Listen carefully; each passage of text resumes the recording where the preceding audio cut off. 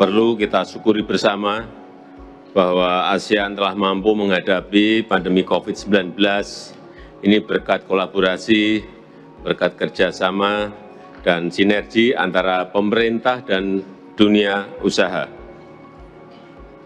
Ke depan tantangan masih sangat berat, risiko geopolitik masih besar, dan lembaga keuangan di Amerika Serikat dan di Eropa berjatuhan.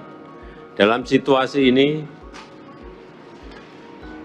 kita harus semakin memperkuat kolaborasi untuk menjaga ASEAN sebagai epicentrum of growth, dan potensi ekonomi kawasan kita sangat besar, ekonomi yang tumbuh di atas rata dunia, bonus demografi, kemudian middle class yang terus meningkat 65% pada tahun 2030. Mari bergandengan erat menyusun agenda bersama untuk memastikan kawasan ini terus menjadi epicentrum of growth. Terima kasih.